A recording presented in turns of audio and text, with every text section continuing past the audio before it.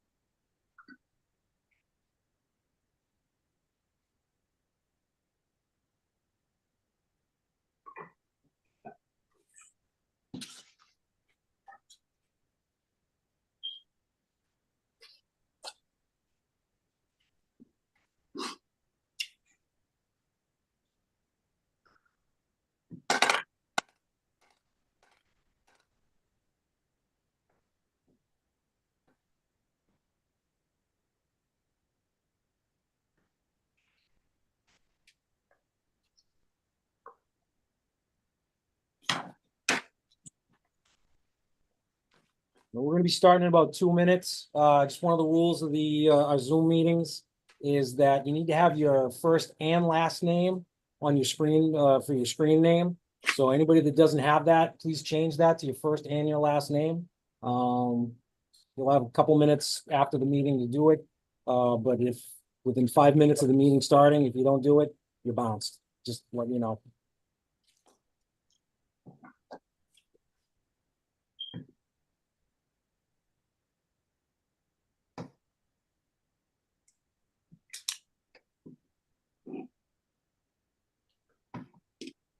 One, two, three. Put Steve up here. Yeah, there. Junior. That's what we're missing. Yeah.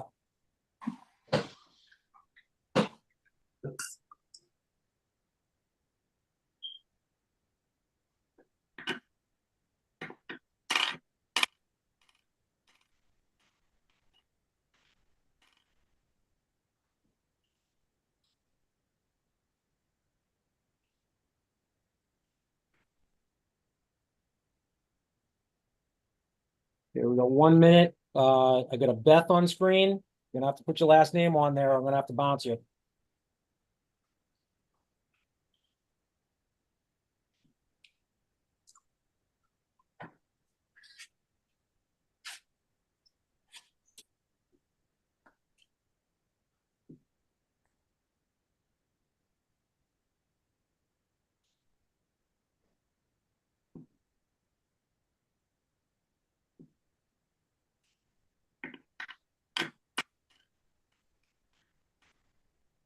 All right, 7:30. Here we go. Welcome everybody to the November 12th edition of the Rockland Zoning Board of Appeals.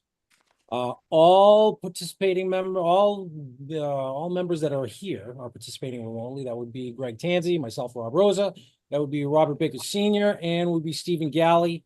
I believe Deb, we didn't get anything from Mr. Baker Jr. that he was going to be not attending. No, I didn't receive anything. All right, he's just running late then. Traffic from Boston must be that bad. I'll assume he's going to roll in relatively shortly. If he does not, then it's going to be a 4-member board all tonight. And anybody that wants to hold off, because everything's going to have to be unanimous, right, Deb? Okay. So at this point, I got 7:30. I would entertain a motion to open the public hearing. So moved. I got a motion and a second. Motion on Mr. Tanzi, second on Mr. Baker Senior. Roll call. Mr. Tanzi? Yes. Myself is a yes. Mr. Baker Senior? Yes. Mr. Galley? Yes. Here we go. All right.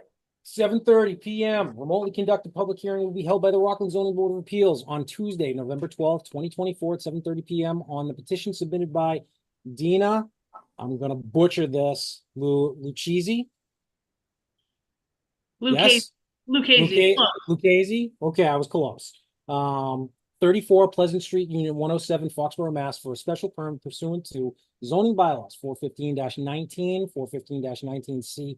.18E commercial recreation facilities such as E, other similar facilities, and 89 special permits to allow applicant to open and operate a physical therapy clinic and small group strength training at the premises known as and numbered 40 Reservoir Park Drive, Unit C, Rockland, Mass. The property is located in the H1 Industrial Park Hotel Zoning District, Section 415-19 of the zoning bylaw, and is further identified as Lot 31, Map 9 on the Rockland Assessor's maps. The owner of the property is LF40 Reservoir LLC, 100 Ledgewood Place, Rockland, Mass. With a mailing address of 552 Adams Street, Milton, Mass.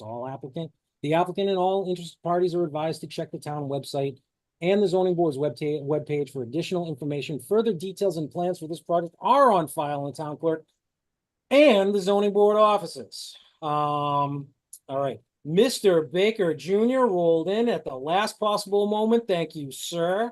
Pardon my tardiness, Mr. Oh, Chairman. it's all good, man. We knew traffic was going to be bad. So, all right. So we have a 5-member board. All members are participating remotely. Mr. Baker Jr. is participating remotely, and all 5 members will be voting.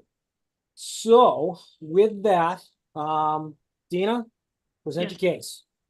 Yes, I'm Dina Lucchese. I own Core Physical Therapy and Performance. We've been open for almost 5 years now. January will be 5 years. Currently, we are operating out of gyms. We are subleasing space inside gyms. And thankfully, we've grown quite a bit in the last 2 years that we've just sort of outgrown the space that we're in. So we're looking for an office to sort of suit our needs with our growth. We currently have 3 full-time physical therapists, myself and 2 others, and a full-time office manager. We treat a very active adult population and a youth athlete population. So really, when we were looking for spaces, we were looking for enough square footage to sort of suit both of those needs and where I see our growth going in the next couple of years. So to date, we really are servicing like 5 of the surrounding area towns, Quincy, Braintree, Weymouth, Hingham, and Norwell. So, Rockland was appealing to me because geographically is quite literally the center of all of those towns. And then certainly this Reservoir Park Drive is extremely convenient off of Route 3. So in addition to being able to grow our business, we won't lose any clients, which for a small business is a big deal, right? We have worked really hard in the last 5 years to have a very loyal following. So I think location-wise, it's quite perfect for us from like the town perspective. And then the space itself is about 3,000 square feet. So it gives us the ability to do some cool stuff. What I envision the layout of the space itself being is sort of treatment rooms that surround the perimeter and otherwise open gym space. And we do, because we treat an active population of people, we do have a very fitness forward approach, and we do a lot of movement-based therapy. So having the ability to have the square footage to accommodate that is really important for us. So space wise and location could not be more ideal for us at this point in time. It does also allow us, because it's, you know, very easy off of Route 3, it does allow us to continue to grow even further south into towns like Hanover, Pembroke, etc.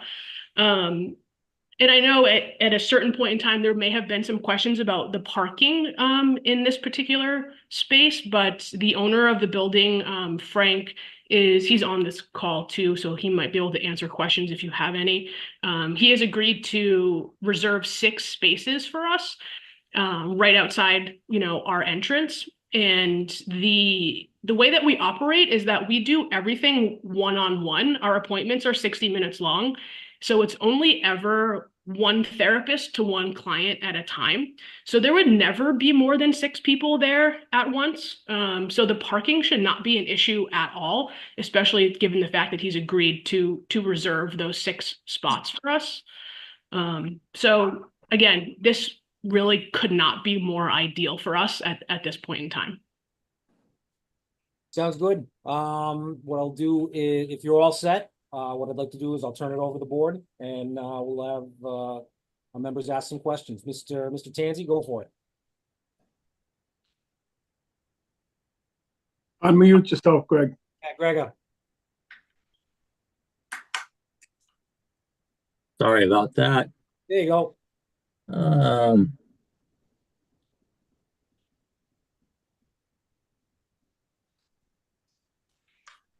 Yeah, I was just curious. You say it's a use variance, but Nope. Nope. Use var it got yeah, there's no use variance. They amended the application to take that out. okay, because this says amended filing. Yep. Oh, okay, all right. To remove. Okay, yeah, I see that. Okay, They put a cross like a. all right, yeah, okay, I almost made that same mistake, but no. yeah, all right. Very good. So I really don't have any other questions. Any questions at this moment?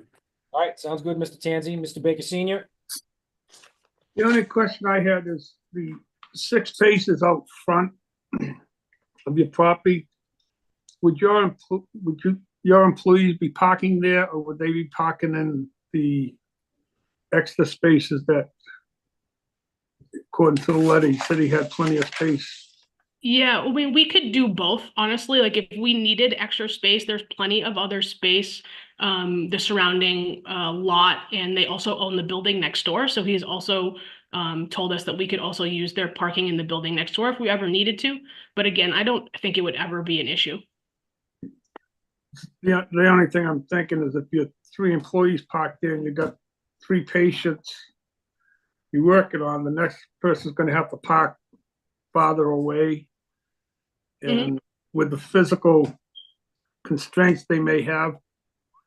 Yeah, sure. At that point, I would just have one of our employees park further away if we needed to. It would never be a patient that was having to, we would never give up a spot from an employee for a patient. That's all I had. Thank Sounds you. good, Mr. Baker Senior. Mr. Galley, you're next. Yeah, I was just curious. I know the appointments would be one-on-one. If would there be equipment or facilities if a patient were to show up early and they wanted to like exercise or something like that while they're waiting for their appointment or outside their appointment, would that be discouraged or prohibited? No, yeah, we basically just turn over on the hour. We tell our patients not to come too early for that reason. We like to start right on the hour. So we run a very efficient a system. So on the hour, we're changing over. Good, thank you. That means that was my concern about that was, the parking is always being discussed. That was part of my concern, that if you had people who could come and go early and late, then that resolves that concern. It makes it a moot point. So thank you. That's the only question I had at this time. Thank you, Mr. Galley. Going to Mr. Baker Jr. Nothing at this time, Mr. Chairman. Thank you. Sounds good. Thank you, sir. And quite honestly, all questions on my end have been answered. So other than that, I'm going to turn it over to, there she is, Allison Quinn. She's our town planner. I know she had some opinions on this, and I just want to make sure everything was fine on her end too. Thank you, Rob. I just wanted to share, Deb and I have been trying to come up with a better system to help like guide you because, you all work, you do this as, volunteers. And so Zoning is my life. okay. So what I've done is try to make a little bit more of a concise version of the lengthy recommendations that I have been doing. So in this case, what we've done is we've worked to update our referral letter from Tom Rubel, the building commissioner. So if they're in need of parking relief, it will be checked off on those referral letters moving forward. Just to kind of make your jobs as you're trying to kind of look at these applications just a little bit easier. So that was one. And so there was no parking relief needed on this particular application. And we had gotten a letter from the landlord indicating that they would accommodate any additional parking need because they had ample other parking that was not already spoken for. The use is consistent with existing uses in this district. So this isn't going to be something that's like way outside the box. They're already over there. And so we felt like this was a good fit in this business community in this district. So we were recommending that you approve the application. But you can do what you want. That's just my We can do what we review. want. Okay, all right, I like that. We can do what we want. Yeah. All right, well, with that said, I'll open it up to I see Mr. Baker Jr. Yeah, I have a question for Allison. Allison, when you say we recommend, who are you referring to? I'm sorry. I should just say, I don't want to speak for Deb, so I guess I recommend. I try to write it from the perspective of our department, which is just Deb and I. So, but I will take ownership of it. I recommend that you consider approving the application. Thank you. Not a problem. Again, if there's no other questions, I'm gonna open up to general public. General public, is there anybody who wants to speak in favor of this?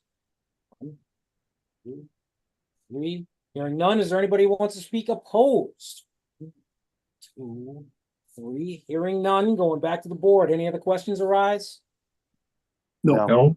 No, I would entertain a motion to close the open portion of this. Motion to close the public hearing. Got a second? Oh, I got multiple seconds. I'm giving it to Mr. Baker, Mr. Baker Jr. Roll call, Mr. Tanzi. Yes. Myself is a yes. Mr. Baker Senior, Yes. Mr. Galley, Yes. Mr. Baker Jr. Yes. Dina, give me 2 seconds while I pull up my cheat sheet.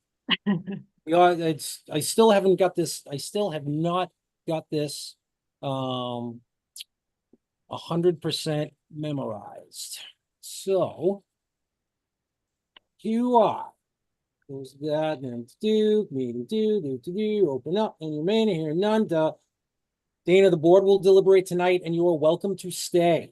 You will receive a decision in the mail with a date stamp. 21 days from the date stamp on the decision, go to the town clerk's office, request a certificate of no appeal, and if no one has appealed, the town clerk will give you a certification and a copy of the original decision. Take those to the registry of deeds and have them recorded. One of the conditions is always to show the building department proof of recording. All set?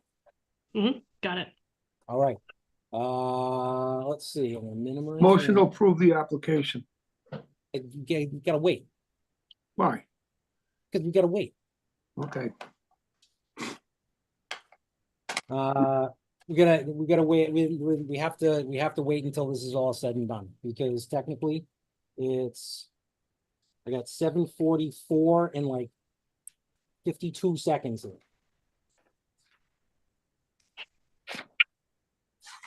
7, 8, there we go. Okay, 7:45. All right.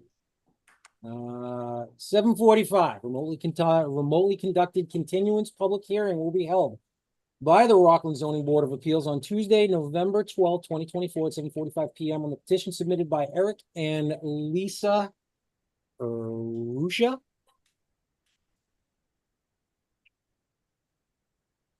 One more time, you're muted right now. There we go. Urrutia.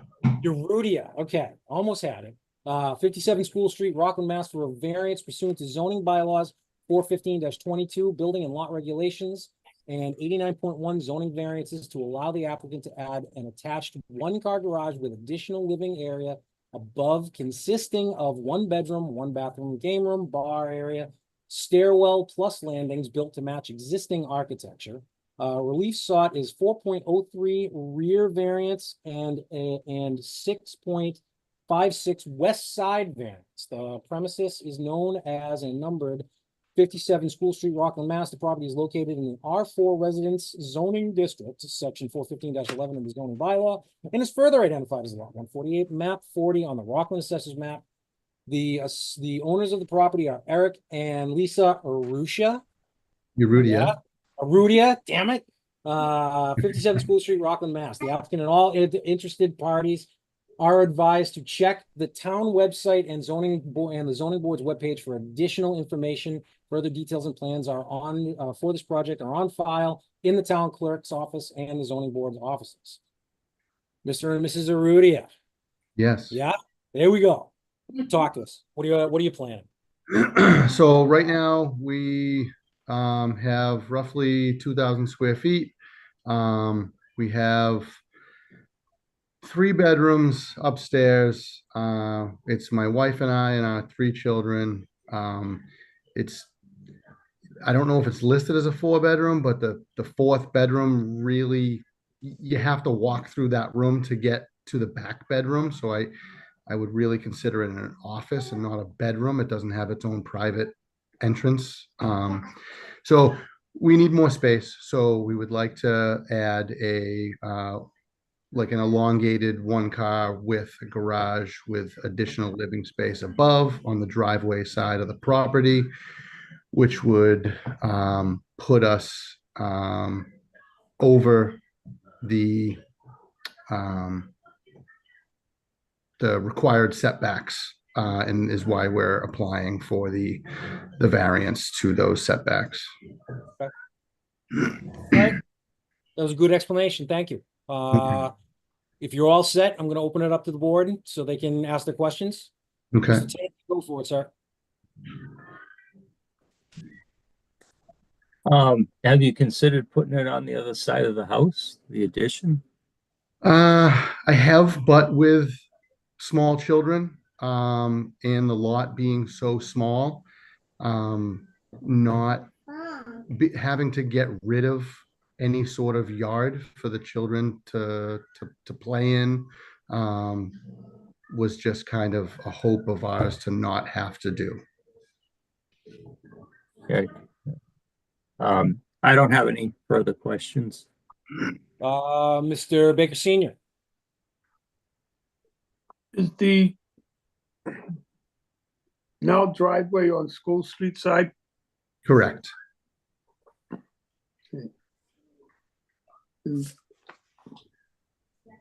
What distance are you looking for the rear there? Really can't.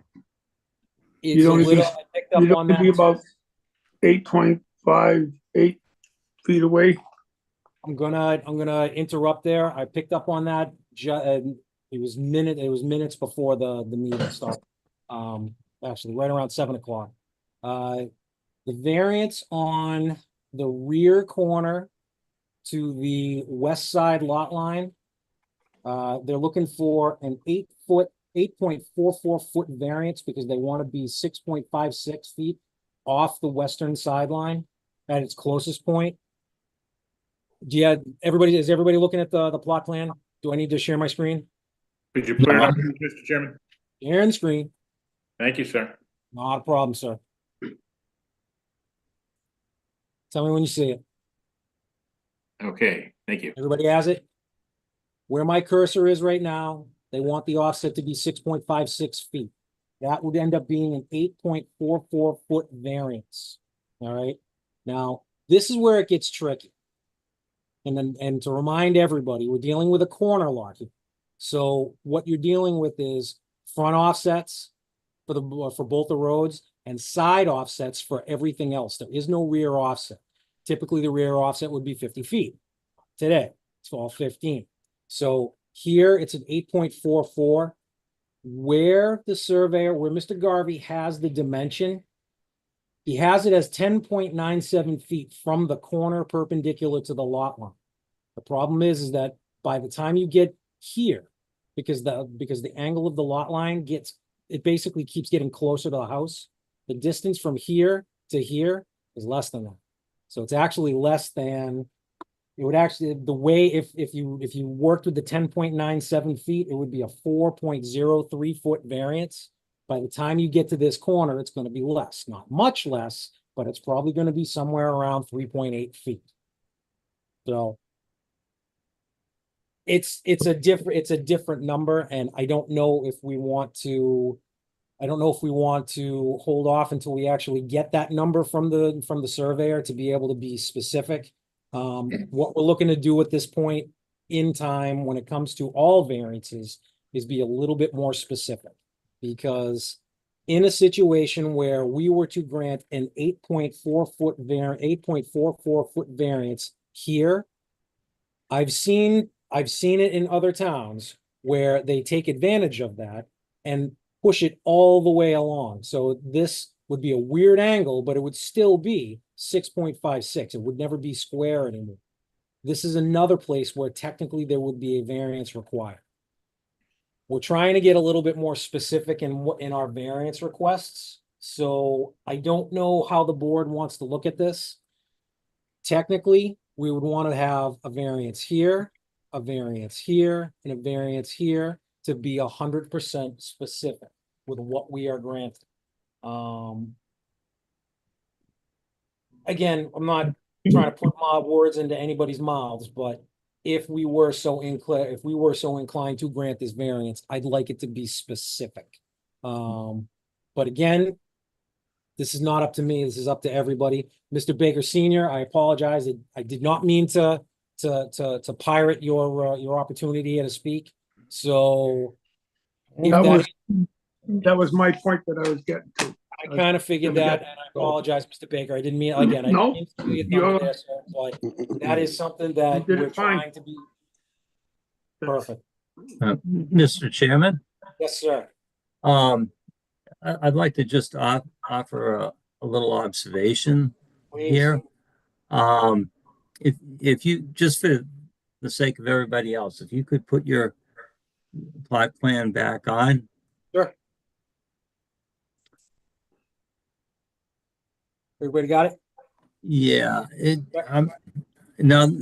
is a little bit funky being a corner lot here, but the definition of a rear lot line is the line that's furthest from the frontage. We don't have a rear lot line. Because it's a corner lot, we don't have a rear lot line. Right. Oh, okay. So they're all sidelines. They're all sidelines, and the required offset's 15 feet. Okay, so what we're basically doing is giving a variance to a sideline, and it looks like the minimal or the maximum variance would be the dimension that looks like it'd be that 6.87 dimension off of the line that's common to Molly Catherine Bogle. That's existing.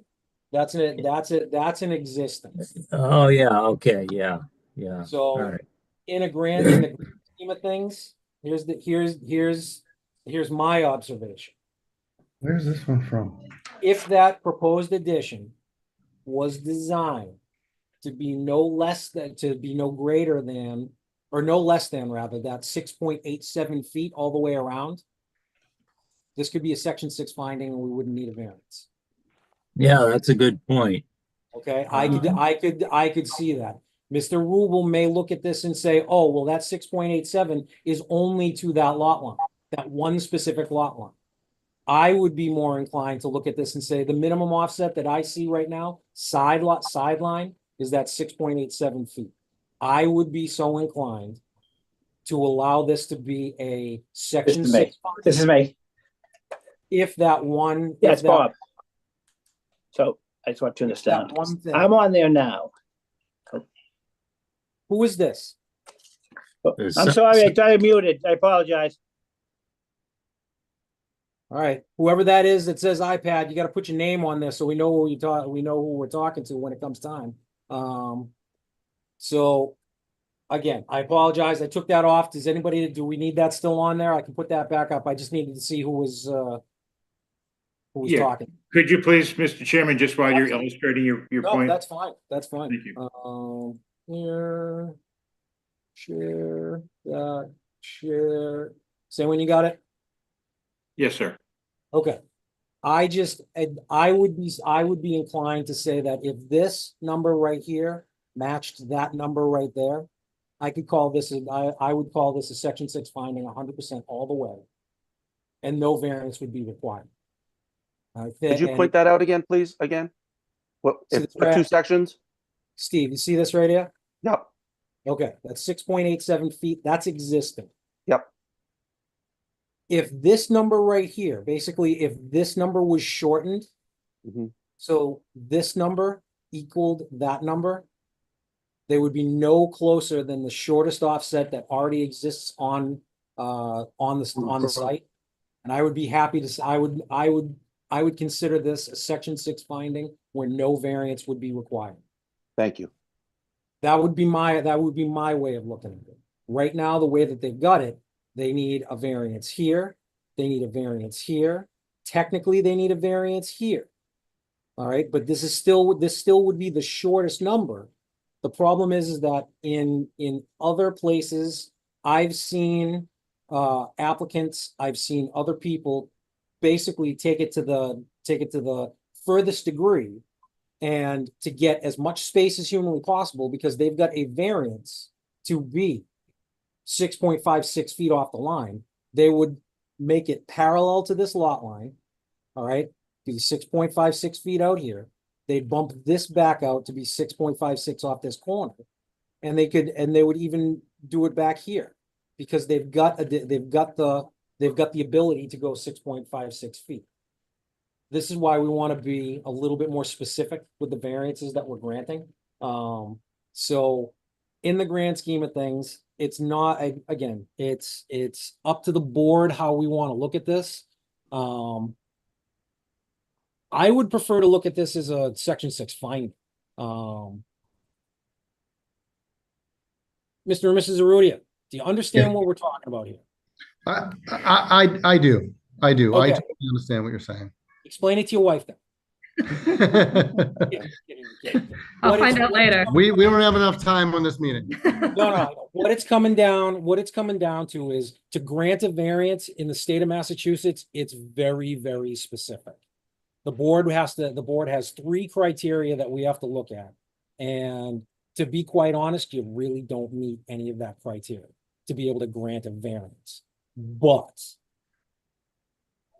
if you were to redesign this, see that's why the you know where along the back where it says 20.5 feet, like 20 and a half Yeah. feet long.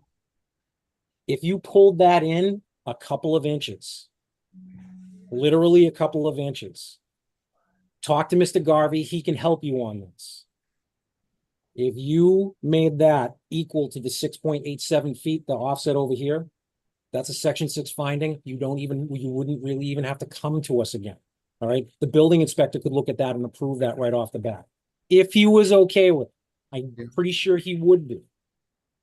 But again, this is something that you may want to, that you may want to think about because we're going to have to make a rock solid decision as to whether this is going to meet the criteria of a variance.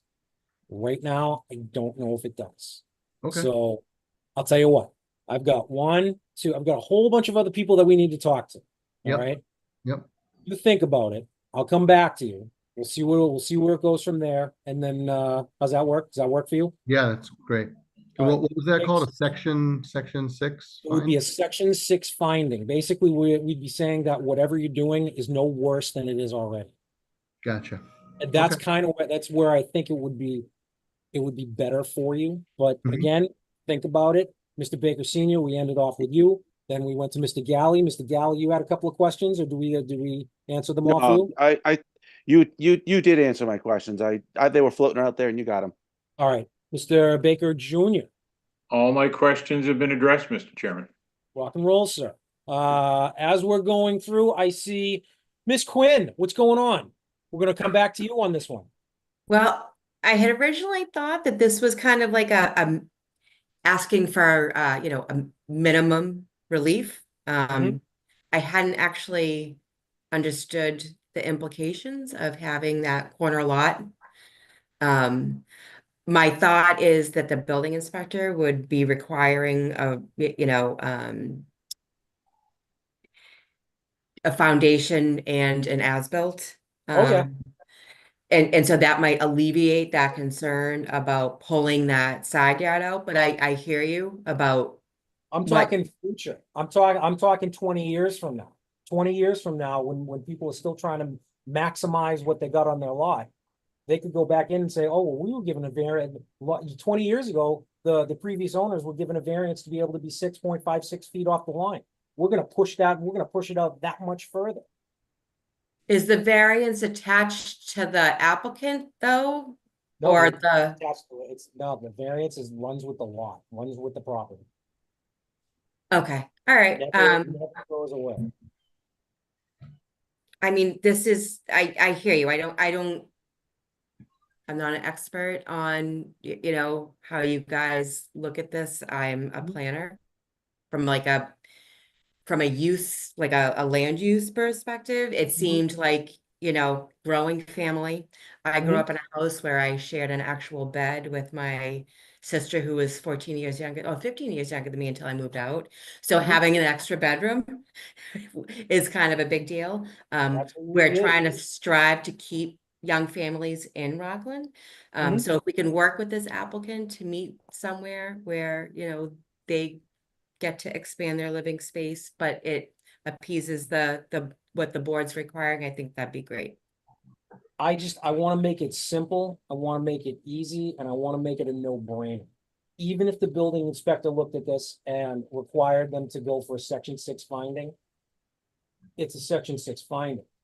It's a very, very simple procedure, whereas a variance, there's a lot that you have to be able to prove when it comes to granting a variance. And No, I hear that, Rob. I guess my question to the applicants is, this looks like you've had someone drew it on the lot for the purposes of appearing before the ZBA. You haven't had like architectural drawings and all of that done yet. So it's not that difficult to pull that building in a little bit. Right, yeah. Based on the feedback that you're receiving from the board. Yeah. Thank you, Rob, for letting me speak. no, absolutely, absolutely. So now I'm gonna go to the general public. Is there anybody that wants to speak in favor of this application? I'm gonna go and say, is there anybody in the general public that wants to speak against this application in opposition? 1, 2, 3. Hearing none, I go back to the board members. Board members, you have any questions, additional questions or comments you want to have heard? I do not, Mr. Chairman. So I have a Brian? question. Yeah, please, Steve. Just this conversation about the applicant going for a section 6 finding. Is that something that if they want to pursue that, they should state that now and then ask us to take away their application to, like, are we supposed to, is something of that nature? Not say take it away, but you know what I mean? No, I know I know. Rescind their application? That's where I was going next. I'm glad you brought Okay. it. Thank you. I just want to make sure we didn't go too far before they went to the No, point of no, no no, return. no. Okay, that's my only question. Thank you. You did the right thing. Mr. and Mrs. Oh God, I got Mr. Tansy wants to say something. Oh no, here we go. Yeah, I was just thinking on a section 6 special permit. The criteria is when you have to have an existing non-conforming structure. Which they do. And they do. And the board has to determine if what the proposed is not substantially more detrimental. Now, a lot of ZBAs will take what you were saying, Rob. You take the shortest distance, and if the addition doesn't encroach to cause a greater nonconformity than the existing nonconformity, then you've clearly met that criteria. It's not substantially more detrimental, right? But they could, I think, be more detrimental as long as it's not substantially more, as long as they are, as long as there's a nonconformity on that property line. I think we have the ability to determine or say like if every other line other than the frontage line is a sideline, then the criteria, it would be that 6.87 foot. I think we do have flexibility to, if it's a couple of tenths greater, as long as the board agrees that it's not substantially more detrimental. I mean, it is. Where you going, Greg? I know where you're going. The problem is that on that side, they're 100% compliant. Where that proposed addition's going, everything is 100% compliant to every other lot line. Okay. So All right. I'm trying to make, what I would like to see, again, what I would be inclined to, the way I would be inclined to look at it is if that proposed addition did not get any closer than that 6.87 feet, the existing non-conforming, this could be considered a section 6 finding. Mr. Rubel may make them come to us for an actual section 6 finding. If he does, I would be so inclined to say that, yes, this meets the criteria for section 6 finding. Done. That would be my way of looking at it. We can continue with the variance at this point. I just don't see how it meets the criteria of granting a variance. That's my problem. Right? We have the lot configuration, right? The three, everybody, we all know the 3 criteria for granting a variance: lot shape, lot topography, or lot soils. All right. So we're looking at this, and I have no idea what the soils are out there. All right. I have no idea what the soils are, but more than likely, it's not going to be that bad. And even if it's solid ledge, welcome to Rockland. All right. So that's number 1. Number 2, topography. I don't know what's happening. The only reason that topography would come into play is if on the other side of the lot, on the Franklin Street side, it was a mountain. It was going straight up or it was going straight down.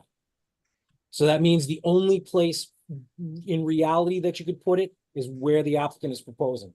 I don't think topography is a reason to be able to grant a variance. The other one is lot shape. This is kind of a funky lot shape.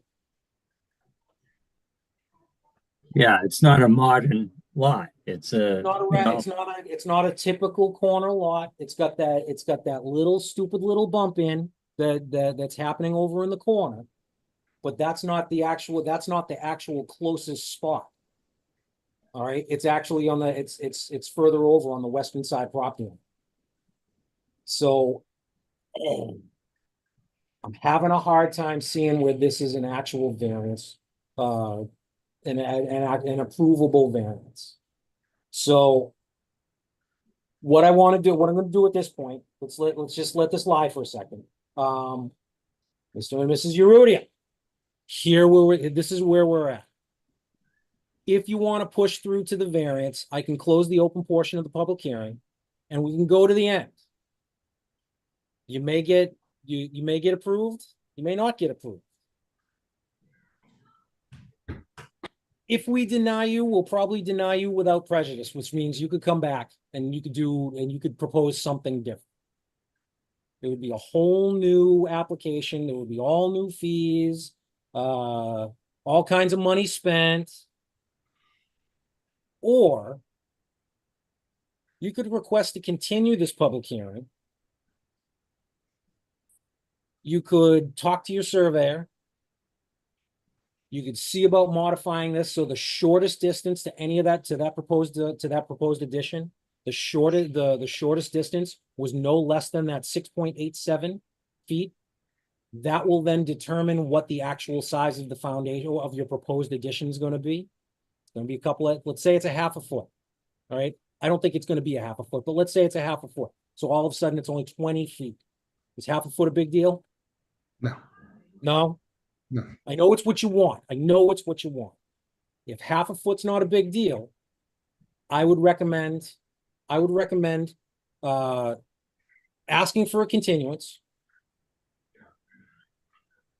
And then from there, if the continuance is so granted, come back with an amended application, submit the plan. I would say in the process, talk to the building inspector and say, look, this is what we want to do. This is what the zoning board suggested. Even if he doesn't agree with us, he's still going to send you to us to get a section 6 finding. So somehow, some way, you're probably coming back to us. If you do that with an amended application, there's no extra money there's no extra money paid, this, that, the other thing. I can't say we're going to grant it. I can't say that. I don't know. This is a 50-50 shot. You're gambling. Yeah. Do you hear what I'm saying? Yeah. Okay. What would you like to do?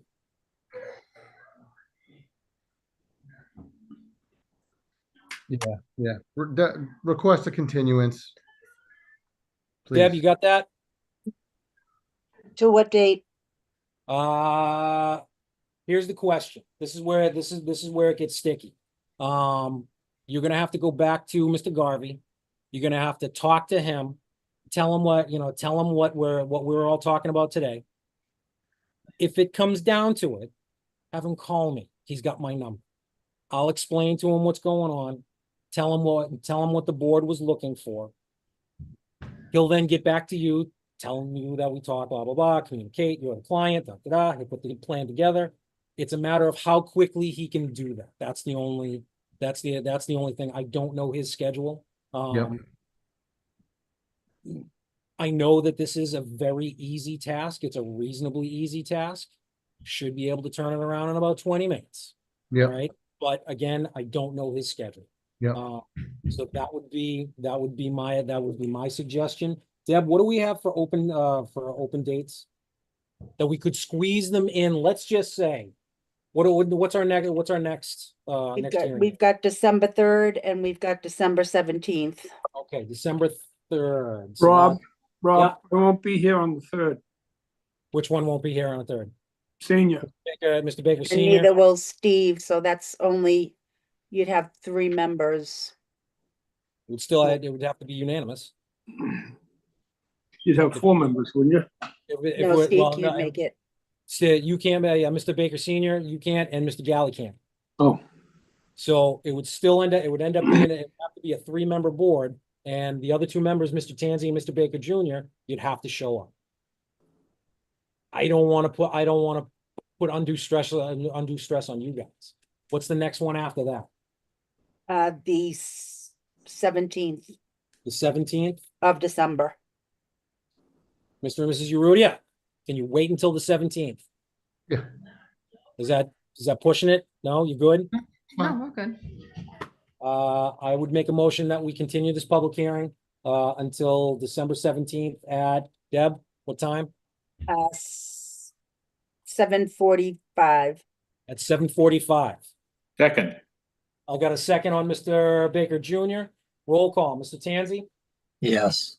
Myself is a yes. Mr. Baker Senior? yes. Mr. Galley? Yes. Mr. Baker Jr.? yes. Mr. and Mrs. Urrutia, if there is a problem, again, you can have Mr. Garvey either contact the Deb at the zoning office, or again, he's got my number. If it comes down to it, we'll figure this out. We'll make this work. We'll get you in on the 17th. And, again, what I'll do is over the course, I'll talk to, I'm gonna talk to Mr. Rubel too, just let him know. Because I always update him on where, after our meetings anyway. So Yep. just tell him where we stand and then, somehow, somewhere we'll see you on the 17th. Thank you so Rob, much. Rob, before they go, Yes. could we request that they give us a updated site plan? Oh, absolutely. No, we're Before the meeting? yeah, before the meeting is always preferable, at least 2 or 3 days, Yep. a minimum. Yeah, In the this Friday situation, before. it's very, it's a simple thing that we're looking for. If this was complex by any means, it would have to be 2 weeks. But for something like this, few days, I think that's reasonable. If we make perfect. All right, we're gonna say thank you for coming, and we'll talk to you on the 17th.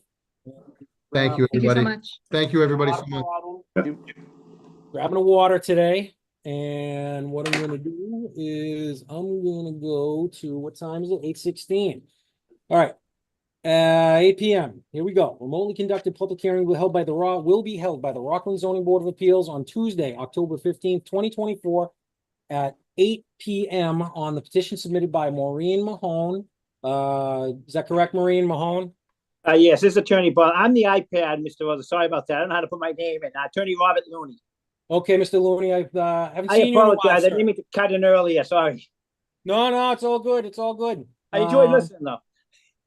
All right, so submitted by Maureen Mahone, trustee of King Philip Realty Trust, 201 Linden Ponds Way, Unit 113, Hingham, Mass.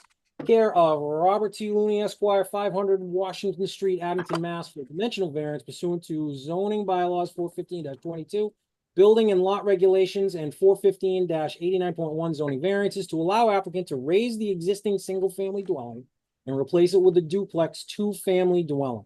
The premises is known as 568 Hingham Street, Rockland, Mass. And is in the R2 Residence Zoning District. 415-9 of the zoning bylaw assesses reference. I have you on.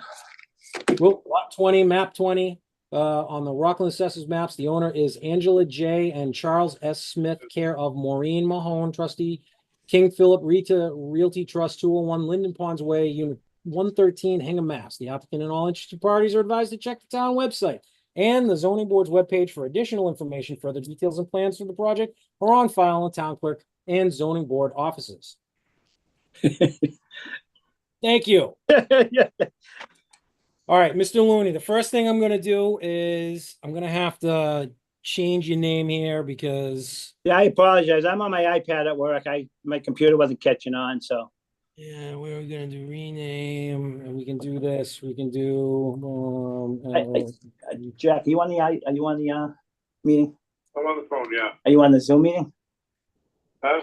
I'm also talking to Mr. Means on the speakerphone here. all right. I don't know if he's and- on. I don't know if he's online or not. No, that's fine. And the only other thing that I see on here is I got a gentleman on here named Beth. I'm using the wrong thing, Maureen. I don't know who Beth is. Yeah, I know. I'm trying to figure out who Beth is too. I bounced him before and now he's back. So you're gonna have to unmute yourself, sir. You were. What's your name? What's your name on your Zoom hearing, Jack? What's the name? What? No. Does it say your Bob, wife's name? Bob, Yes. mute yourself when you're talking to some other dude. Oh, I'm sorry, bro. I'm sorry, Rob. All right, Beth. Okay, yes. This is Don Soper. That's my wife's name, Beth. All right, because I had asked you to change that and you never did, and then you bounced back on. So I didn't have any picture or anything, so I didn't know what was going on. yeah, what is it again? What's your name, sir? Donald Soper. Soper? Yes. All right. Now, All right, back on. My client's on the phone listening. all right, Mr. Looney, talk to us. All right, so my client bought this property in January Rob? last year. Excuse me. Mr. Baker Senior, what's going on? We forgot to make a motion to open the hearing. Oh, well, I appreciate that. Technically, we don't have to because it's already open. The hearing's open. Quiet for a minute. Quiet, Meeting's quiet, open. please. Just listen. All right, Am I- Mr. Looney, talk Am I to us. ready? Yeah. All right, so did my client King Philip Realty Trust, Maureen Meehan and Jack Meehan's a member. They purchased this property in January. The Smiths were the former owner. The property is in a dilapidated condition. We were led to believe that it could have been condemned if my client didn't step in and try to do something with it. It's located in an R2 zone. It currently is a non-conforming lot. It's got 16,022 square feet.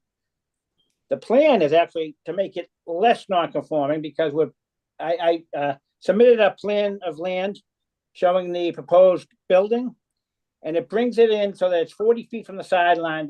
If you're looking at the house, the left sideline, the southerly sideline, when it was 23 before, and it goes from 47 to 52 feet in the back. The front is staying along the existing building line. So what we're actually making the lot itself more non-conforming. Now, I listened to your explanation about a variance, Mr. Chairman, and I understand it. As you know, I sit on the town and where I've been for 20 years on the zoning board. But the uniqueness of this, that I traced this lot back to the 50s. And so that predates zoning. And so ever since it's been established, it's been an R2. And what makes you unique is that within a half a mile from this property up and down Hingham Street, there are 12 existing 2 families, going from anywhere from 0.27 acres to approximately, there's one that has over an acre of land, and I have their addresses. And there's a couple of catch-22s here.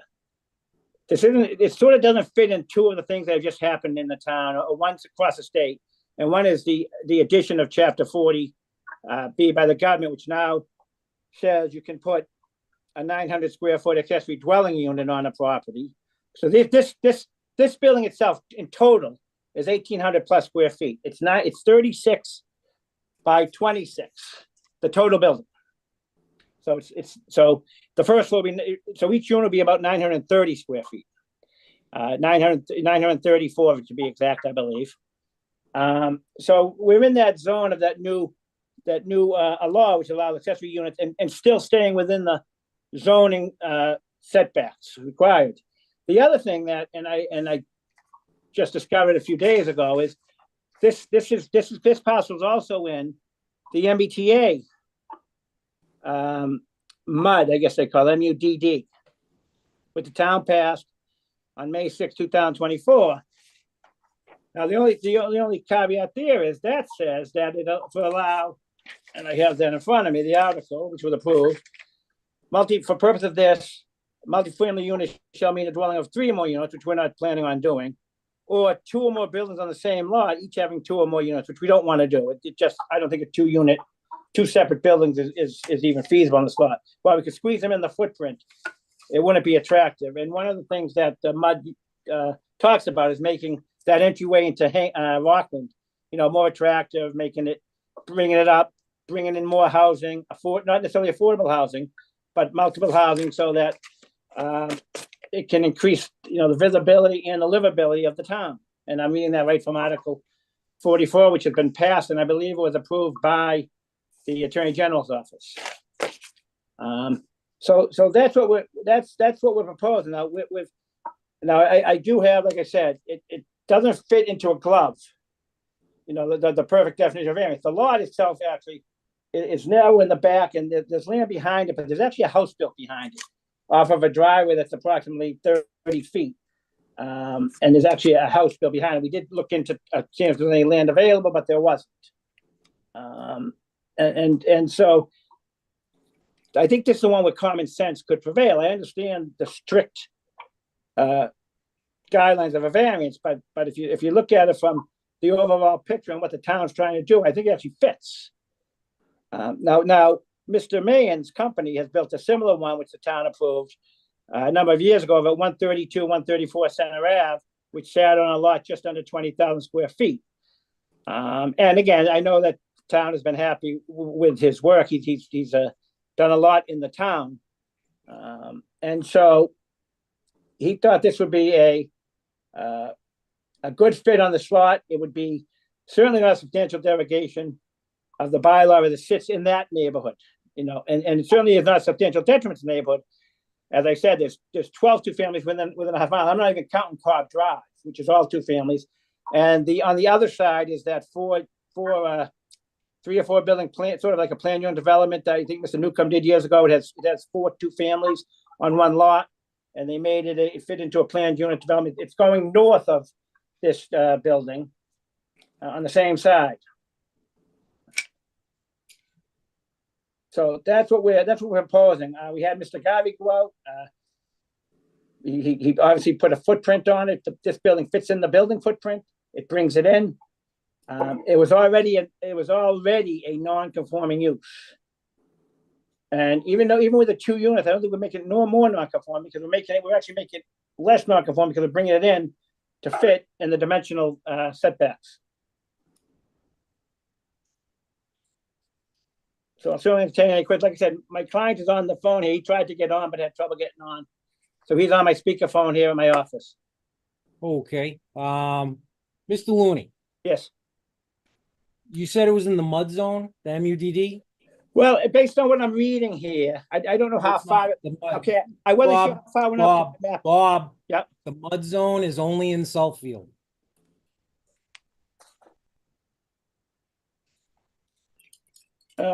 It says, oh, I don't bother. It says provide for a mix of housing storage types and mixed use along Ham Street. On line 3 of the article. Rob, I believe what Attorney Looney is referring to is our MBTA zoning, which is also called MUD, but it also does not encompass this geographical area. It doesn't go this far down, Hingham? It does not. All right, thank you. Stops at the company. I was going to that next. I was going there. Okay, next. thank you. I knew you were going there, Rob, so I figured I would just kind of. I appreciate that. I couldn't tell on the map. Thank you. All right, so that's number 1. Number 2. Again, you're asking for a dimensional variance, correct? Yes, that would make it less non-conforming. Yes. What's the dimensional variance? Well, it's already existing lot. That's what I'm saying. I know what the requirement for a 2-family is 65,000. Mm-hmm. I understand that. My what I'm suggesting is that it's already a non-conforming use. It exists today as a single family dwelling. Well, with a single family dwelling on it, but it's not too. I understand what you're saying. And he could build a huge single family, both economically not feasible in today's market, and also I don't think that necessarily fits in with the neighborhood, given what I had suggested. So my suggestion is, you're absolutely right, but where it's an existing lot pre-zoning, and then the town, when it's zoned that lot as an R2 at the time when zoning came in. So I understand what you're saying. The 65,000 evolved over time, but this predated that. All right. So you're asking for. So I'd be asking for so it's 16,022. So from 65 to 022, my quick math would be 49,000 and change. But which again, I apologize. I'm trying to make sure we catch everything on the Zoom. Which I suggest isn't out of the realm of possibility in this neighborhood, where I said, and I have them here, 519, 521 is 0.37, which is the same exact size. 266, 268 is 0.34, 280, 282 is 0.34, 522 to 528 is 0.38, all in that same region. So obviously, it was designed for that type of mixed use on these lots. These lots weren't, Hingham Street, which is a gateway to the town. Even at that point, I understand it's outside that particular MBTA district. No offense, Bob. No offense, Bob. I don't agree with you. So I appreciate what you're saying. No, I understand. You're fine. At this point, I'm gonna open it up to the board. Mr. Tanzi? I don't have any questions at this point. Mr. Baker Senior?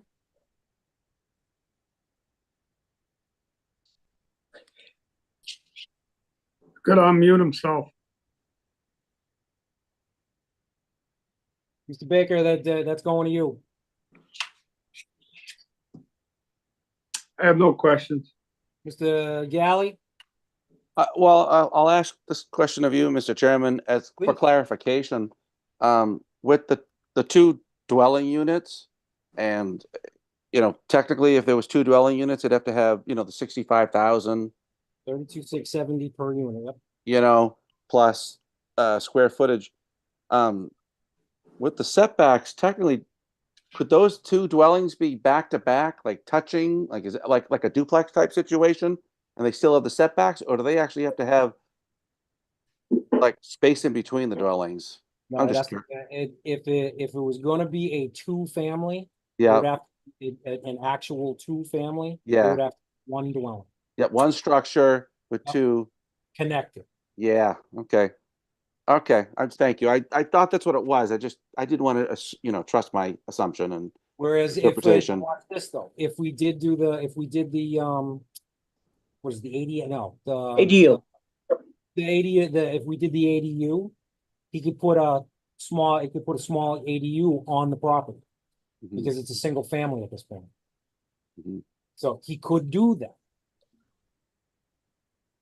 And there would be no issue. It would just have to adhere to zoning setbacks, which may be a little bit difficult when it comes to the rear setback. But Okay, in the grand scheme of things, it still could work. Just to point out, Mr. Rosa, the rear setback is 50 feet already. Now it's 52. Okay, I apologize, if that That's is the okay. case, It we wasn't originally. We pulled it in. because the original house that is on the lot right now doesn't Yeah, really it's- show up very well on the plan. that's outside of 50. That's like 48. I understand. It does not show up very well on the plan. I So know. no, I'll it speak was to a Mr. Garvey. and it was reduced and you can't really Yeah. see it. Either way, Mr. Galley, were we able to yeah, answer that all- was, thank you. I just wanted to clarify to make sure that I followed that. No, I dig it. I appreciate that. sir. Thank you. Mr. Baker Senior, Mr. Baker Junior. Yeah, Mr. Chairman, just on your reference to the auxiliary dwelling unit, that needs to be smaller than the principal unit, correct? I'm gonna go to Allison, double check me on the square footage. What's the square footage of an ADU right now? So we haven't updated our bylaw to match the state. The state law will take effect, I think, February 19th of 2025. That's correct. But yes, the accessory dwelling unit right now cannot exceed, I believe, half of the total square It's footage. half or 900 feet, whichever is Yeah. smaller. Yep. There's like setback requirements in there.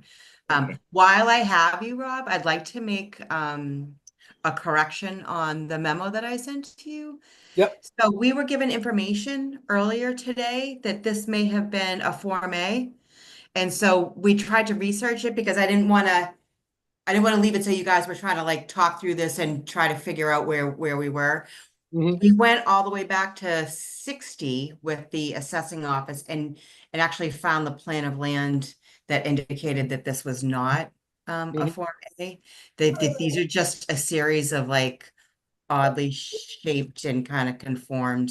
There's like this weird like easement to a 2.5 acre lot behind it, but we're happy to continue to research this and parse this information out. But what we were told and what we were able to research aren't consistent. So please scratch that from the memo. No, that's fine. I saw that and it wasn't making any sense because I saw that parcel that's in the back, that came first. All right.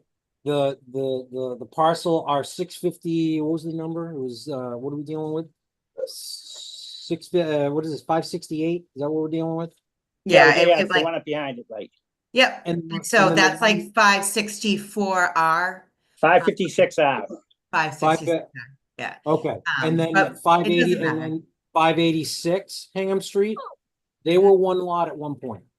It was. I think Bob got confused about what we were talking about, but I just wanted to clear that up so that you have the right information in front No, of you. I appreciate that. Again, I did my own research on this, so again, it is what it is. So Mr. Baker Jr., did we answer your question on that? You did, but I also have a question for Allison. Allison, on that paragraph that you just referenced, you had indicated that prior action conditioned approval was conditioned upon the two-family being used as a single family, correct? Correct. And that was, I think what Bob, this is, I'm sharing what Bob Galvin shared with us today. He, as Rob just indicated, he had the lots confused with Okay. another lot. I think, what was it, 586 instead of 568? No, I think he was, Something like that. honestly, I think he was looking across the road. Yeah. It's something identical, almost identical across the road, so. Yeah. In his defense, we were putting out brush fires like all Oh, day. Yeah. Just for Thank you, your Alice. information, 586 I did look at is a 0.28 lot with a single family on it. 586 is. With the board's permission, I want to see if Mr. Meehan has anything he can add. He's on the phone. With the board's permission, can I just check with him? Please? He's on the speaker. Jack, are you there? Oh, yeah. All right, so Mr. Rhodes is on my screen. Do you have anything to add? To the thing, yeah, just fixing this up makes the whole town better. All right, okay. Well, I've already put that in there. I didn't know if there was anything else you had to add about. I don't think so. All right. Thanks, Jack. You stay on the line. I will. Thank you, Mr. Rhodes, for that. No, that's it. Fine. Board members, before I open it up to the public, is there anything else you want to add? Want to look at, questions, anything? No, sir. All right, opening it up to the general public. Is there anybody who wants to speak in favor of this application? Is that a hand raise? See? Yes. Name and address for the record, sir.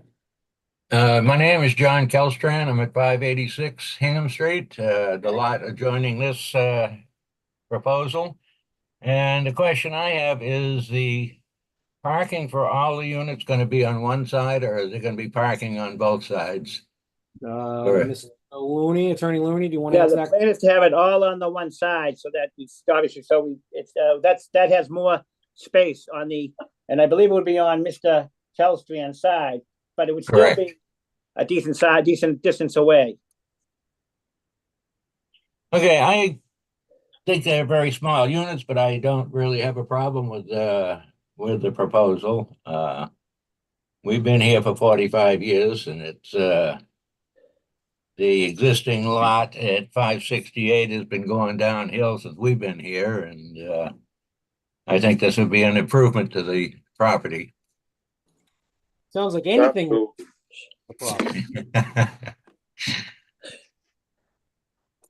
I appreciate it, sir.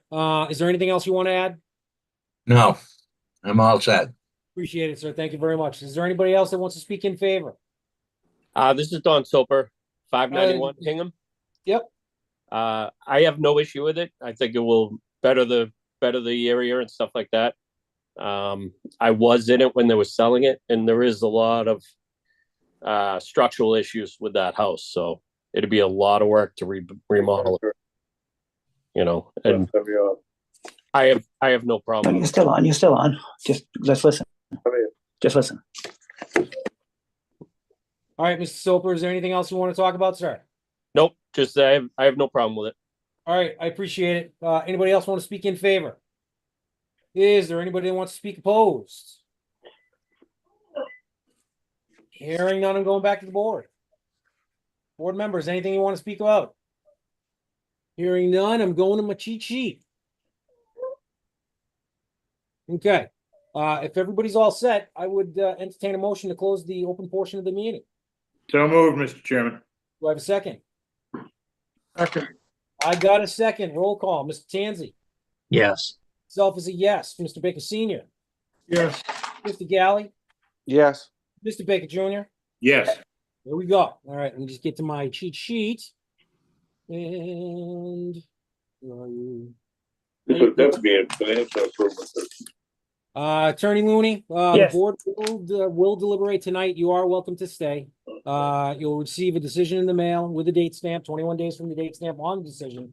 Go to the town clerk's office, request a certificate of no appeal. If no one has appealed, town clerk will give you a certification and a copy of the original decision. Take those to the registry of deeds and have them recorded. One of the conditions is always to show the building department proof of recording. All right. That's all. Who could I check with in the morning if I don't, could I check with Ms. Shuttleworth in the morning? I would say, yeah, Well, hey, Deb, that Ms. work for Quinn? you? Yep, Deb's shaking her head. She's saying yes. You can talk to Deb in the morning. Because I know you have other things going on too tonight. All right, No, thank you for your understand. time. I Not a appreciate problem, it. Bob. Thank you. All right, take care. Appreciate it.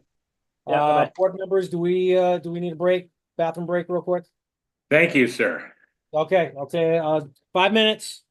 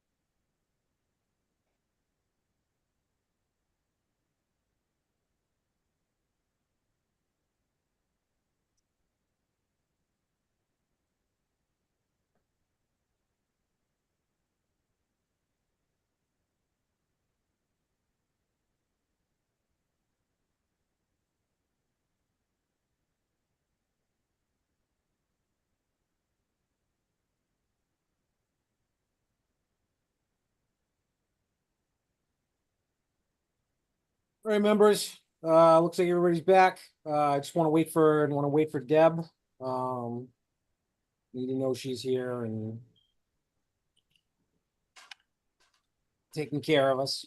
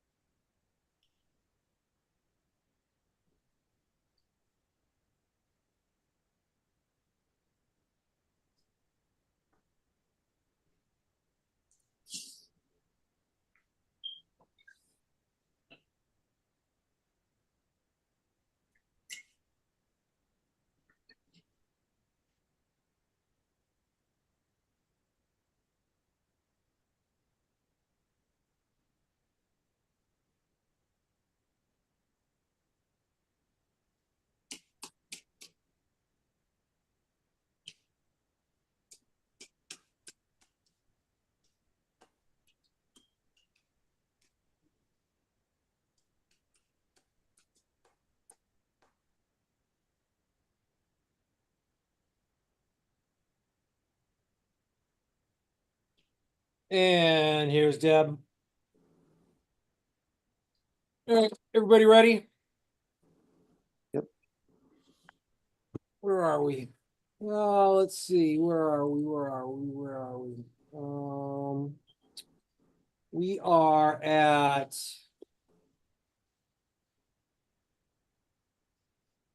where's Rock Park?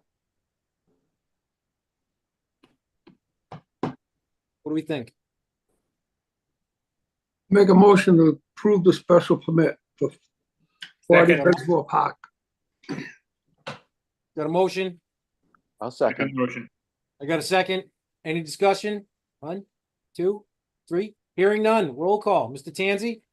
Yes. Myself is a yes. Mr. Baker Senior? Yes. Mr. Baker Junior? Yes. Mr. Galley? Yes. That was easy. Dina, are you here?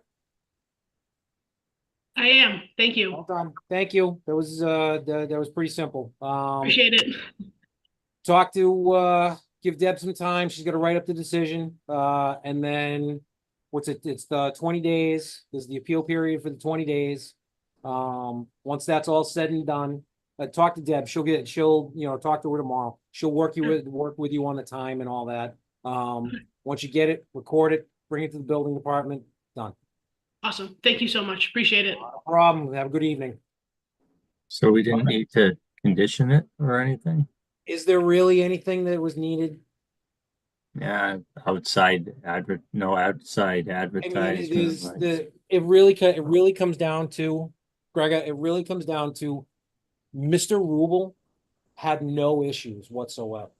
Mhm. If he had any issues whatsoever, then we'd look at it. In the grand scheme of things, if there are any complaints, the first person it's gonna go to is Mr. Rubel. If Mr. Rubel has any issues whatsoever, he's gonna send her to the board. He's gonna send her back to the board anyway. So he's the zoning enforcement officer. He's the one who makes all the determinations here. He had no issues.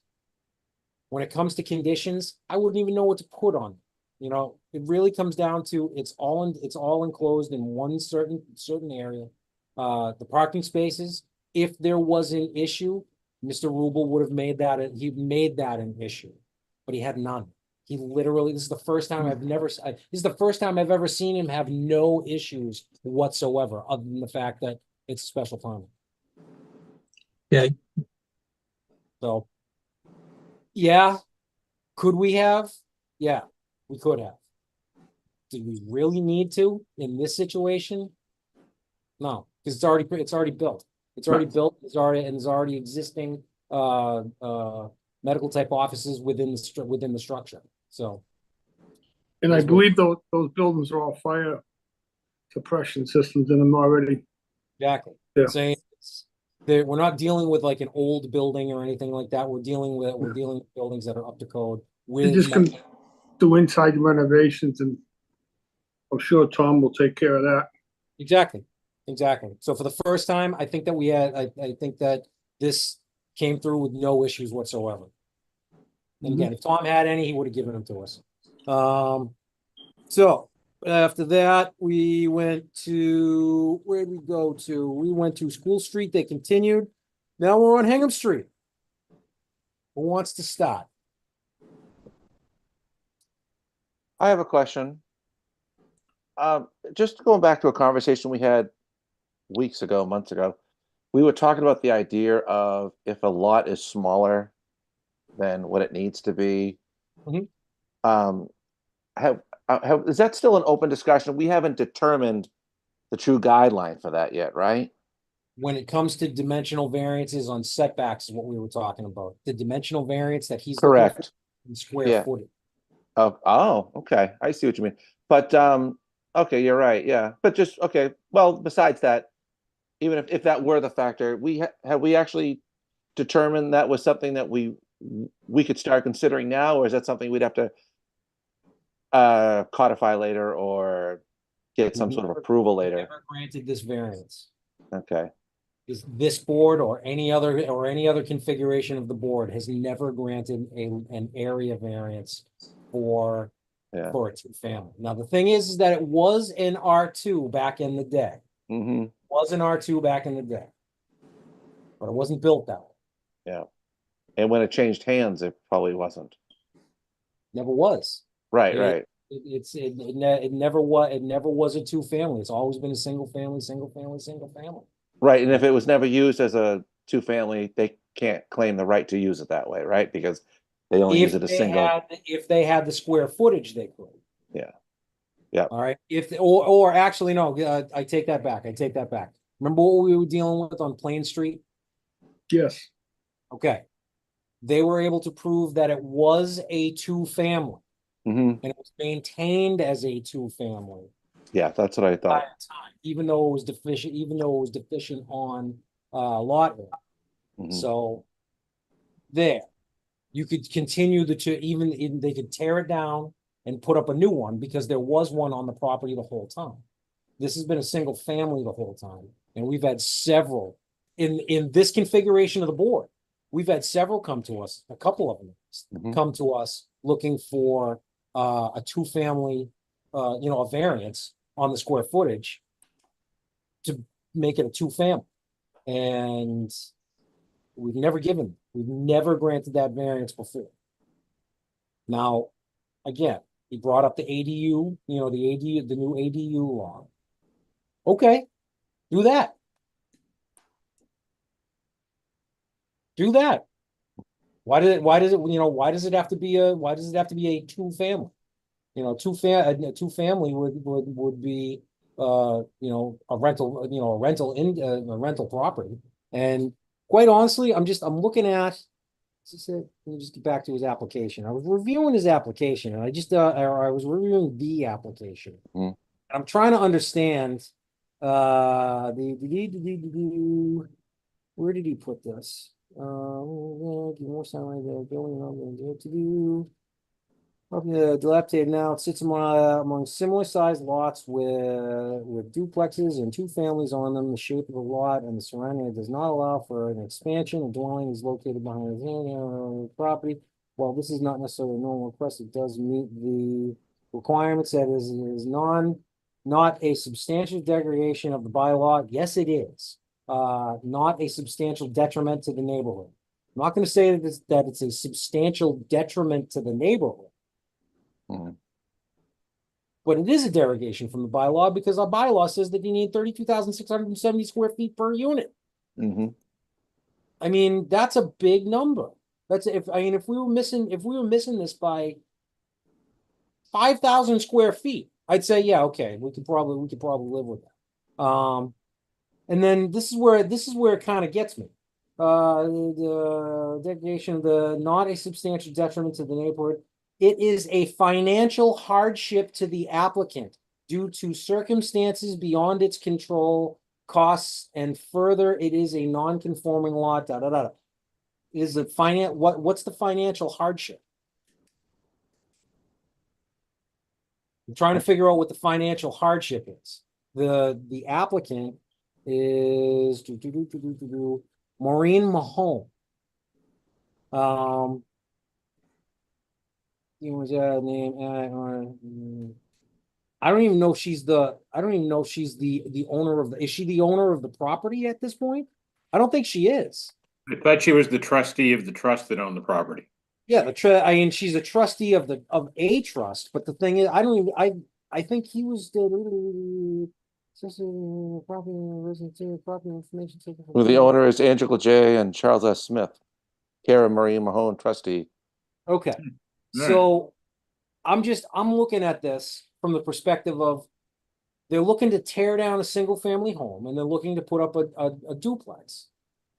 Where's the financial problem here? This is not a fire damage home. Yeah. All right. This looks to me like it's an investment property. Yeah. Yeah, it's not a primary residence. Steve, I don't know if I'm looking at this the right way, but it looks to me like this is an investment property. Where's the financial hardship? And did I understand correctly that the property was purchased in January? There you go. Yep. Why? I know it's a year. I know it's been not a year, but it's been several months. It's been 11 months since they purchased the property. They've had 11 months to figure this out. All right. I mean, you've been sitting on, if it's been purchased, if it was purchased in, I don't know if there was a mortgage, but I mean, if there was a mortgage, they've been paying mortgage payments for the last 11 months. I look at this and again, maybe I'm reading too far into this. I tend to do that sometimes, but they're saying that they're saying that it's a financial hardship. Where's the financial hardship? I feel like he's trying to play on heartstring, pluck on our heartstrings here. Yeah. I don't see a financial hardship. So that's number one. Can I say one thing? No, because we already closed the Okay. public. So Okay. I just know the condition of the house, so it doesn't matter, sir. You have to, Okay. I'm gonna have to bounce you if you keep talking. It's not a financial hardship. That's what it comes down to. All right. You want to tear down the house? Tear down the house. Put up a single family home. Sell the single family home. Done. It's an investment property. I understand they want to build a 2-family. It doesn't meet the criteria of the bylaw. So, or at least that's my opinion. I don't know where everybody else stands. So, Well, if my arithmetic is correct, and it very often isn't, they're about 75% short of the required size.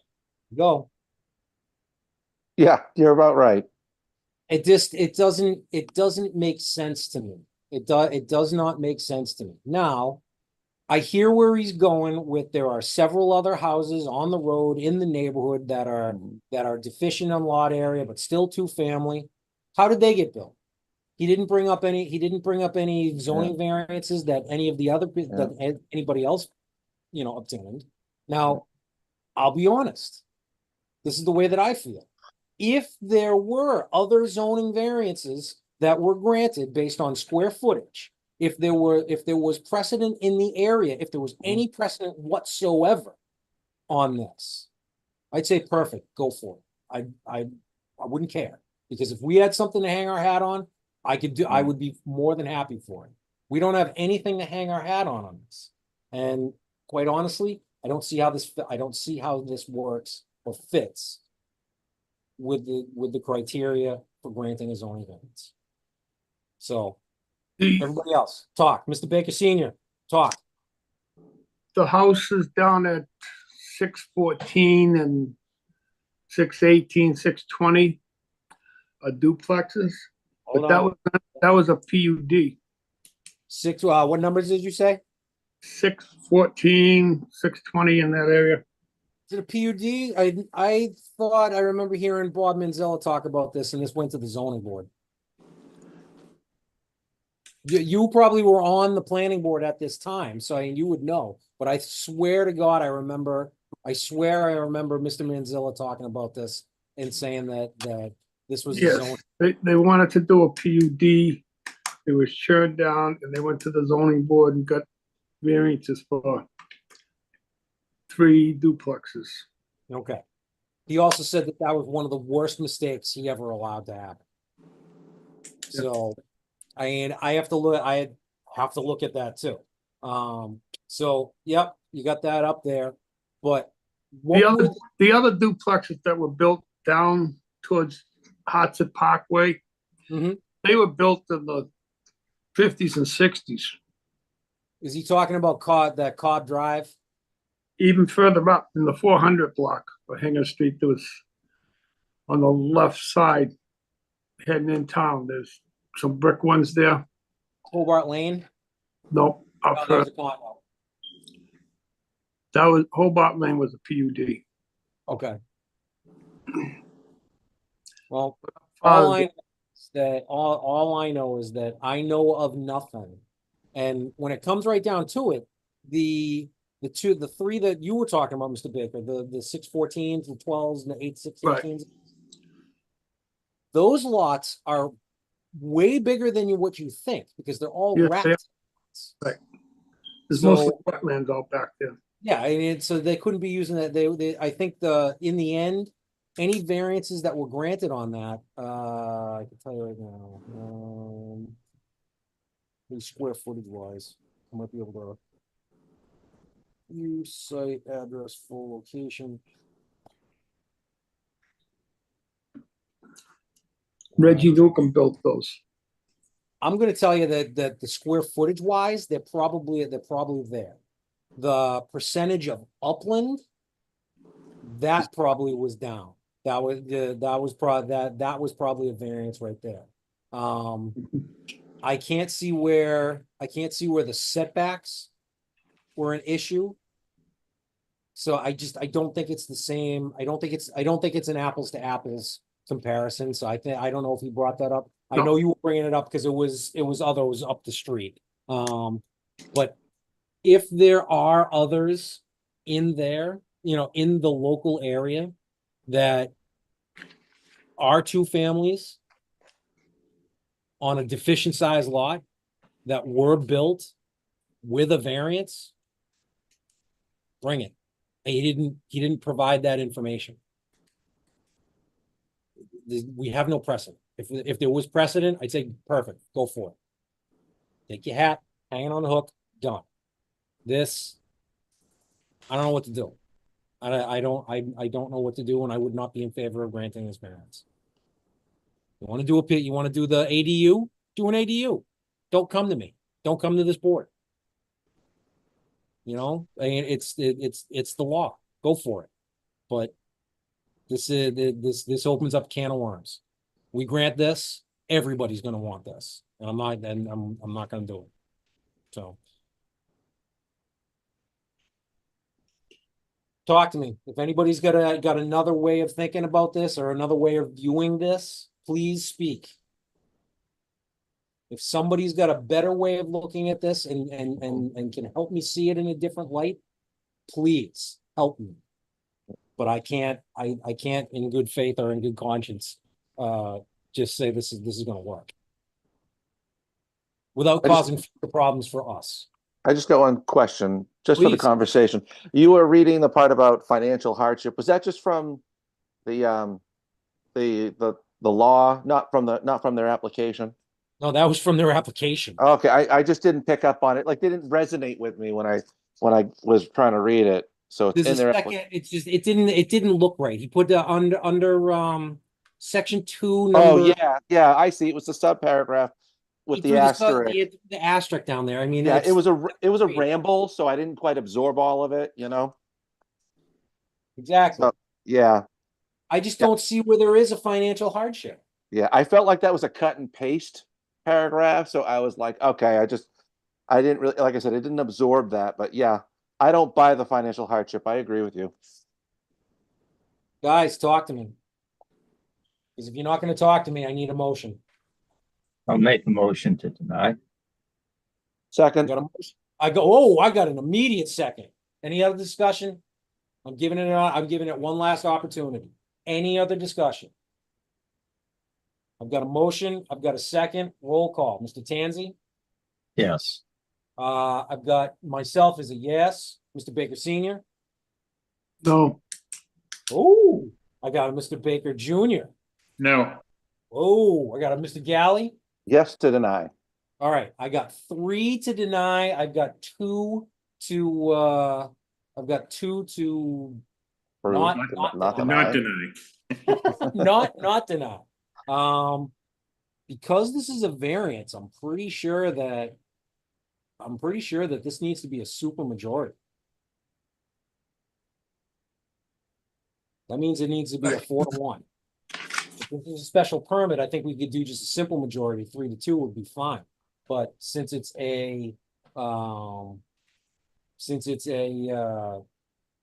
variance, an actual variance that's required, I believe this has to be a super majority. Super majority to approve? A super majority to either way, basically. Our 3-2 motion would have to be 4-1, whichever way we were going. Okay. Can you confirm that?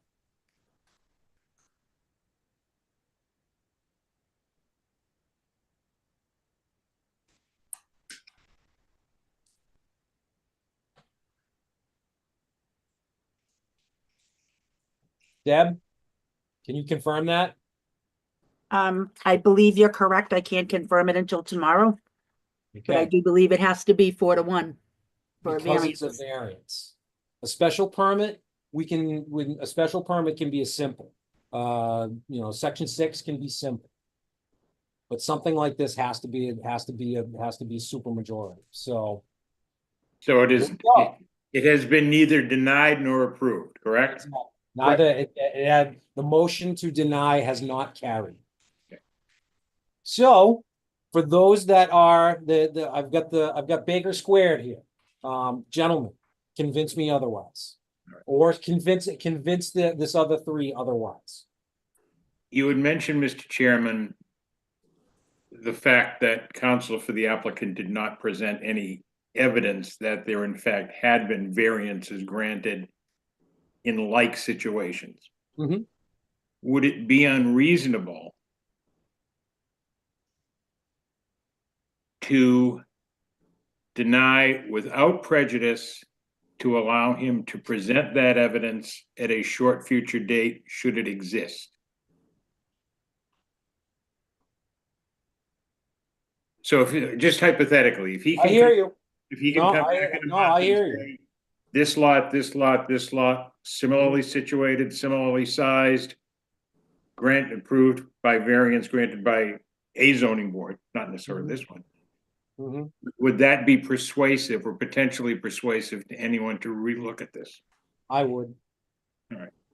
I would, like I said that before. I mean, if he had concrete proof and provided it to this board that there were other two families that got their two-family status via zoning board relief, via zoning relief, that would give us something to be able to hang our hat on and say, look, they did it, precedent, boom, done. And it's going to be something that we didn't do. All right. It's going to be something that we didn't do. So, That being said, I would make a motion to deny the application without prejudice. I would second that motion. Any other discussion, gentlemen? That's where I was hoping we would go. Okay, perfect. Mr. Tanzi, Yes. myself is a yes. Mr. Baker Senior, Yes. Mr. Baker Junior, Yes. Mr. Gallo. Yes. All right, that's 5-all. We denied without prejudice. Deb? Just a question for purposes of the decision. Do you want to limit the area to the neighborhood, or as far as producing a variance showing? Within a mile. I was going to say within 1,000-foot radius, but hey, you want to do a mile? Go for it. Here's the problem, though. This is the problem. He's going to request. He's going to make a public records request. Mm-hmm. Do you see her face? Do you see what she just did? He's going to make a public records request. Back in the day, we used to do all this work ourselves. All right. We used to go into the zoning boards, and we used to go into the building departments, and we used to go into the town clerk's office, and we'd look through this information ourselves. That would be when I say ourselves, that means the people that do this work. We would be doing this ourselves. But as of late, we've gotten smart. And we've said, you know something? We can have the town do this for absolutely no cost. And then all we have to do is pay a printing fee. So I would say 1,000 feet. Oh, yeah. Is that, board members, does that work? What does that do? Limit the information request? Limits the information request to within 1,000 feet, within a 1,000-foot radius. Okay. Which honestly is not that, it's not that big. It's 10 lots, it's 10 lots north, 10 lots south. You know what I mean? So you're not really going that far. And I'm assuming that every lot over there has 110 feet of frontage. Something like that. So, because there's nothing behind them. Oh, wait a second. Let me just look at that. No. It's the old dump. Yeah, there's really nothing behind them. It's all wetlands and stuff. VFW Drive.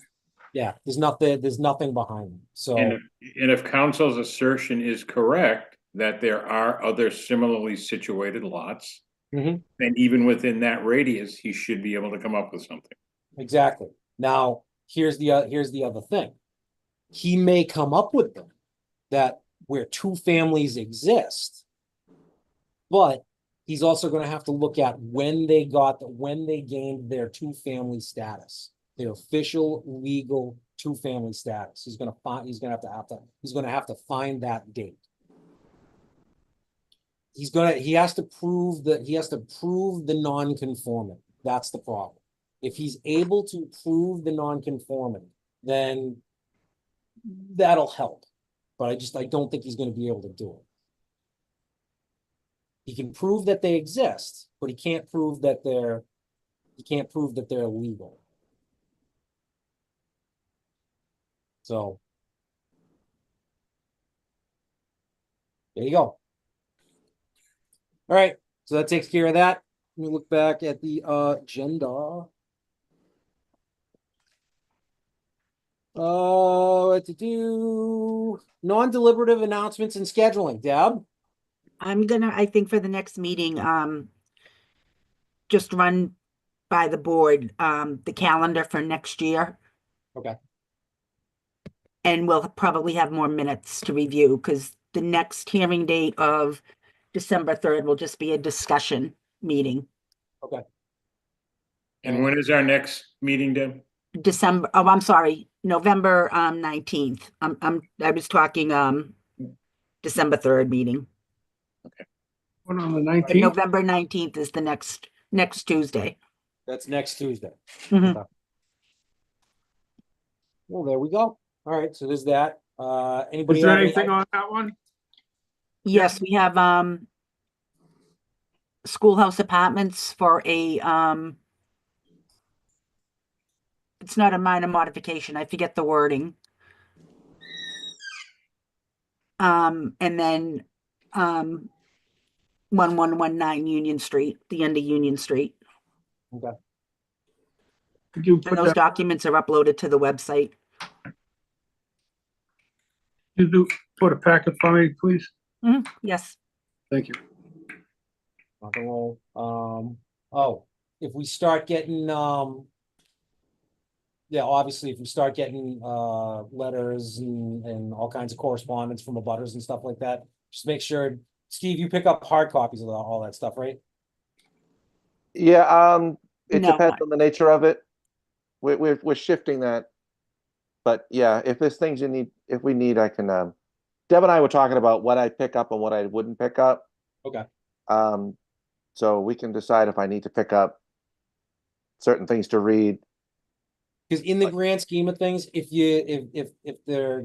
there's a ton, all right, if there's a ton of documentation and if there's a ton of emails and stuff like that, you don't have to read them.